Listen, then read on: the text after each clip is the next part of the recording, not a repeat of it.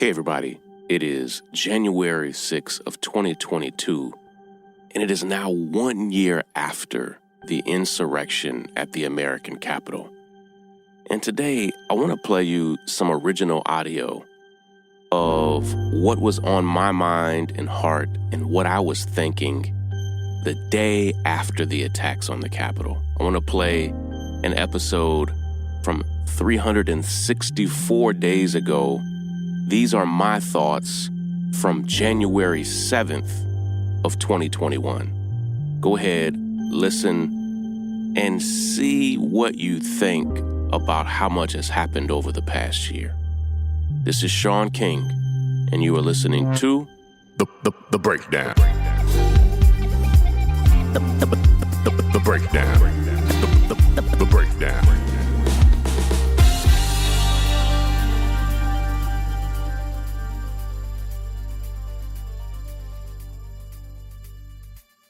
There's one primary point I want to talk about today, and it's that I already see something really, really disturbing happening. Now, we already know, and it's been said, and it should be said over and over again. I've said it, and the leading commentators and thinkers and writers have all said it. If it was anybody other than white people who stormed the Capitol yesterday, literally breaking down the doors, literally breaking through windows, scaling walls and fences, breaking into offices, including of the Speaker of the House, Nancy Pelosi. Literally, Nancy Pelosi is third in charge of the American government. She is in the line of succession. They broke into her office, accessed her computer, stole her mail, ripped open all of her files, and 4 people died. It was the first time that the American Capitol has been taken over since the War of 1812. And 4 people died. A woman was shot to death. Multiple other people died. We don't even know the details of that yet. And it was one of the most shocking moments of my life. I mean, I see people being snarky like, well, how are you surprised? Of course I'm surprised. The Capitol hasn't been stormed since the War of 1812. Am I surprised that it was Trump supporters? No. Am I surprised that if it was done, it was them? No. But when something has not been done in over 200 years, yeah, it was a shocking thing to watch. It was the culmination or the nadir or the low point of the Trump presidency. It was the poetic ending, even though he has now 13 days left of his presidency. It was the poetic ending of Trump's presidency. It was the American ending of Trump's presidency. And so over and over again, I saw people say, if Muslims had stormed the Capitol, and I hate that phraseology because Muslims would not storm the Capitol. Would Al Qaeda storm the Capitol? Would terrorists who claim to be Muslim storm the Capitol? Yes. But just like we're not saying it was Christians who stormed the Capitol yesterday. No, those were white supremacists. Might they claim Christianity? Possibly.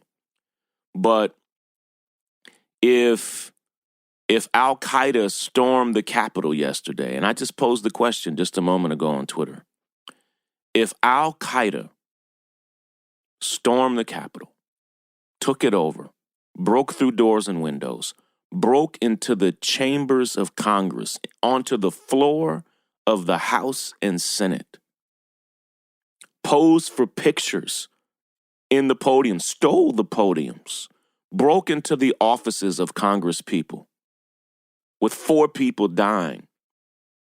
If Al Qaeda did all of that, would Congress, which they just announced, Congress, the House and the Senate, is now taking a 2-week break. If Al Qaeda did that yesterday, would Congress take a 2-week break? I think you know the answer. What we all know is that if anybody other than white people attempted to do what they did yesterday, they would have been stopped. It never would have happened. And that's not speculation. Literally during protest over the summer over police brutality, which is real. The election was not actually stolen. That's fake. What happened to George Floyd? What happened to Breonna Taylor?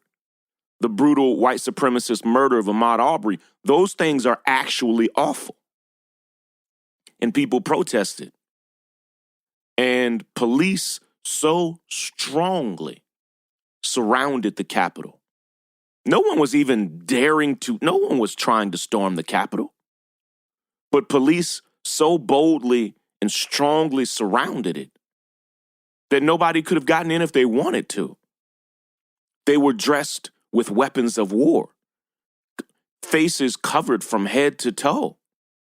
It looked like a scene out of a Batman movie. But because it was white people, which is not who security forces are trained to stop for a terrorist attack. When security forces are trained to stop a terrorist attack, they have other people in mind. It's not white people. And so they stormed past gates, broke through windows and doors. I mean, literally broke the doors, broke the windows, and took over the Capitol for hours. And as we watched for hours and hours and hours, it was like, excuse my language here. Where the fuck are the police? Where's the National Guard? The Capitol has just been taken over. And they allowed them there for hours. Breathtaking. White privilege personified. And what we see today, and I want you to pay attention to it because I believe it is deeply disturbing, that even after white folk took over the U.S. Capitol, the threat of white supremacist violence and terrorism is still being minimized. Still, in this moment, still being minimized to this day. Even after that. How do we know that? Of course, we've seen no comments from the Attorney General, from the Department of Defense. The entire Trump administration is not taking it seriously. But both chambers of Congress decided to take off for the next couple of weeks. And you know, and I know, if that attack, who people were calling a coup attempt, they were calling domestic terrorism.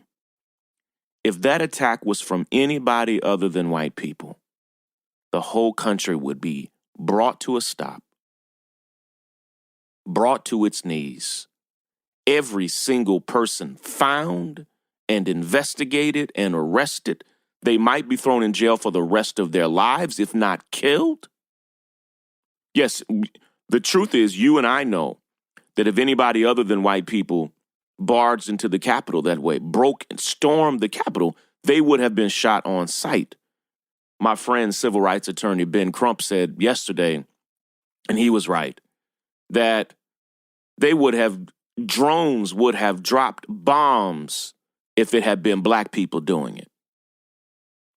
If it had been Al-Qaeda, snipers would have shot them from roofs. You know this. But because it was white people, Congress is taking a 2-week break. It's disgusting. Still, even in this moment, they're not taking the attack seriously. I've got to run. I love and appreciate each of you. Let's keep on pushing. There's a lot of work to do. I'll be back tomorrow breaking it down even longer. Take care, everybody. Break it down. The breakdown.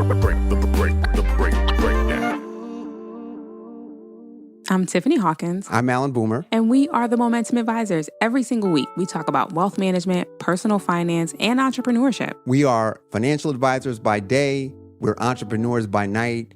We're building wealth for ourselves, and we want to make sure that you understand how to build wealth in your own family. Tune in for shows like Is Your Money Racist?, Retirement Savings, Investment 101. We literally run the gamut on all the things that you need to know about financial wealth, creating a legacy for your family, and really just wealth creation as a whole.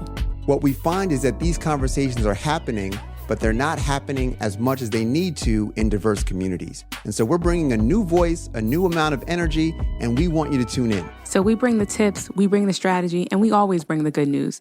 So make sure you tune in every week to the Momentum Advisors. There's something for everyone.